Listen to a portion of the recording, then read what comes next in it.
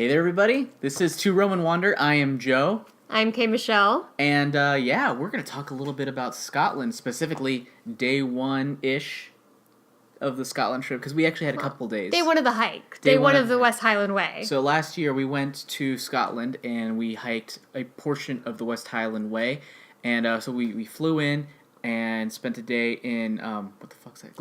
Not Glencoe. That's wrong.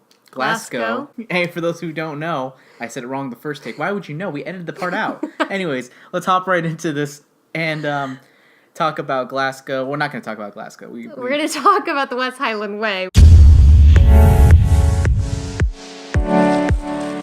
All right, so it's been a bit.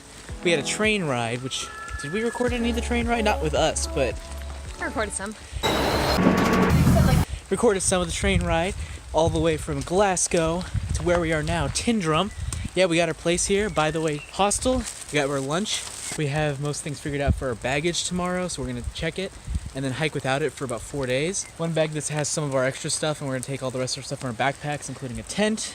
This tent is big old bitch. First thing we did was we tested our bags, you know, after we unloaded everything, because we had our bags checked. Most of our bags checked so that we can get it at the end of our trek. So we just had our backpacks with us, and they were pretty heavy. They were 35 to 40 for me and around 30 for you.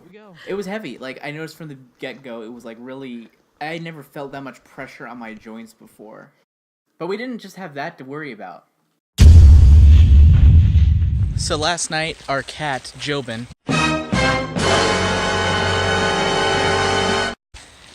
he has been ill as of late, like literally the day before our trek.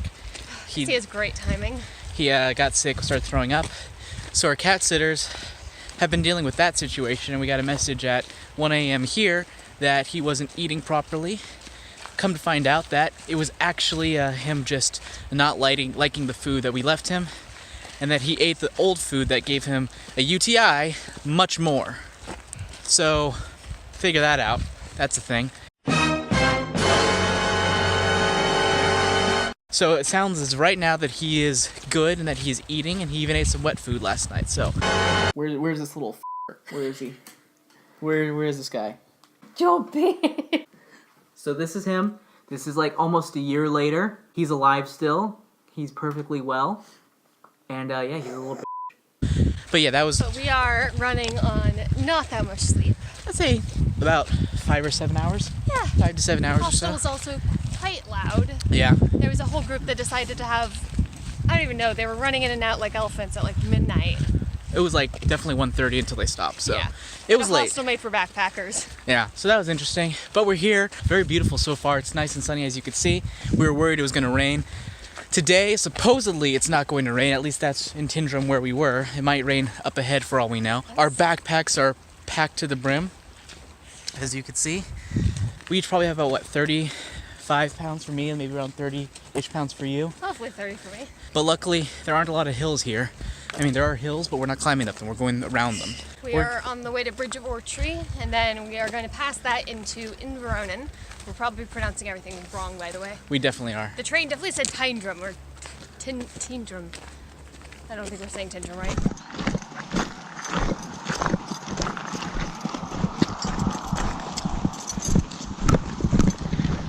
We are currently at Inveroran.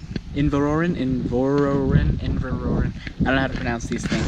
It's 1:20, and we made a huge decision. We were, because originally we were supposed to hit here, go to the hostel, or the hotel, which is back there, and maybe set up camp around this area somewhere, which is around here, and we're just gonna call it a day. But it is only 1:20, and we figured that if we go to the next stop, which is Kingshouse, which is another 10 miles away, that we'll be better off for the days going forward because we have one extra thing that we want to hit, this area called Glencoe. That'd be helpful if we wanted to do that. Kirsten is just putting some wrap on her foot. Yeah, anything you want to add to that? Ow! Good. You're good? My toe is in pain. I'm gonna move it.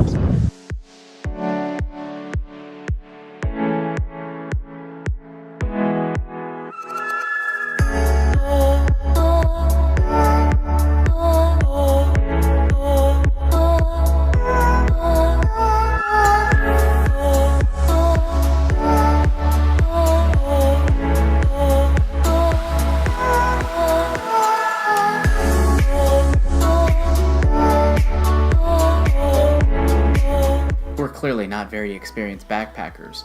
It wasn't about being tired. It wasn't about being exhausted. It was about pressure on joints and rubbing on feet and things like that. Like those types of things were really a hassle. And I was fine up until that point.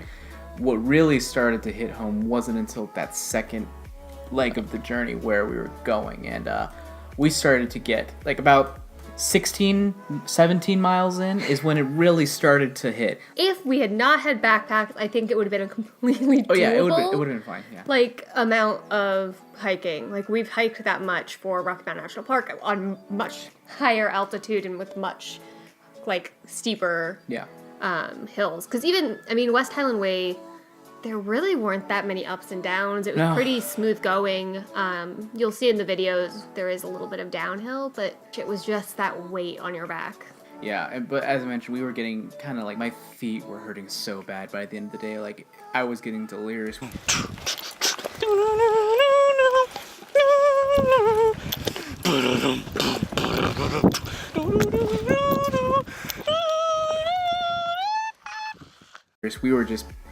We were singing about our feet. No, our feet were singing. Our feet were singing. That was what I call is stage one of the bitchiness, which would be in the days to come. I just felt like whining the entire time. Like, I did kind of feel like I just wanted to murder someone by the end. Yeah. There was like that I think it was literally the last quarter-mile stretch when we were on the literal path to Kingshouse, and I thought I was going to kill someone. Yeah. So right now, we are at the final ascent. And by final descent, fuck you. At the final descent towards Kingshouse. And by final, I mean we probably have like another 55 minutes or so to reach those outcropping of trees which are blocking. I don't have the energy to move. Those trees down there, I think, is Kingshouse, which we're going to be staying, or where we're going to be staying tonight and camping. It seems close, and yet so far. So yeah, we didn't actually take footage on the way down to Kingshouse because at that point we were so fed up with everything. And I took a few photos once I got there, but we never took any more video, and we were just dead. So I think what's worth mentioning though is that Kingshouse, there was a hostel there, or at least there is a hotel. Sorry, there's a hotel there. Unfortunately, the hotel was kind of out of commission at that moment because of construction. So they had the bathrooms there, luckily. The bathrooms there were nice. And they kept them open. Actually, overnight they closed them, and then the next morning they opened them again. Right.